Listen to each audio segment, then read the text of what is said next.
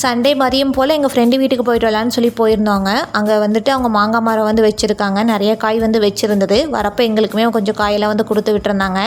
அதை வச்சு தான் நேற்று மார்னிங் பிரேக்ஃபாஸ்ட்டுக்கு வந்து மாங்காய் சாதம் வந்து செஞ்சுருந்தாங்க. சூப்பராக இருந்தது. சரி வாங்க நம்ம எப்படி செய்யலாம்னு சொல்லி பார்க்கலாம். ஃபஸ்ட்டு மாங்காய் சாதம் செய்கிறதுக்கு முன்னாடி மாங்காவை நல்லா வாஷ் பண்ணிவிட்டு மேலே இருக்கக்கூடிய தோலை நல்லா ரிமூவ் பண்ணி எடுத்துகிட்டு பீட்ரூட் துருவறதில் இந்த மாதிரி நல்லா துருவி எடுத்துக்கலாங்க. அடுத்தது கடாயில் 2 ஸ்பூன் கல்லெண்ணெய் வந்து சேர்த்துருக்கேன். நீங்கள் நல்லெண்ணெய் கூட ஆட் பண்ணிக்கலாம். கூடவே கடுகு, கடலப்பருப்பு, உளுத்தப்பருப்பு இதெல்லாம் சேர்த்து நல்லா பொரிஞ்சதுக்கப்புறமா ஒரு 7-8 சின்ன வெங்காயம் ரஃபாக சாப் பண்ணது, கொஞ்சமாக கருவேப்பிலை, ஒரு சின்ன சைஸ் இஞ்சி சேர்த்து நல்லா வதங்கினதுக்கப்புறமா 2 காஞ்ச மிளகாய், ஒரே ஒரு பச்சை மிளகாய், கொஞ்சம் உப்பு சேர்த்து இந்த மாதிரி நல்லா வதக்கிட்டு இது கூடவே நம்ம துருவி வச்சுருக்க மாங்காய் வந்து சேர்த்துக்கலாங்க. கொஞ்சமாக மஞ்சள் தூள் சேர்த்து இந்த மாதிரி நல்லா பிரட்டி விட்டிங்கன்னா 10 நிமிஷத்தில் வந்து மாங்காய் வந்து இந்த மாதிரி எண்ணெய் பிரிஞ்சு வரும்.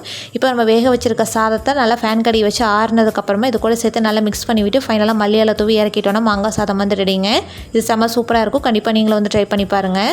ஓகே ஃப்ரெண்ட்ஸ், உங்களுக்கு இந்த வீடியோ பிடிச்சிருந்தா சேனலை சப்ஸ்கிரைப் பண்ணி சப்போர்ட் பண்ணுங்கள். தேங்க்ஸ் ஃபார் வாட்சிங்.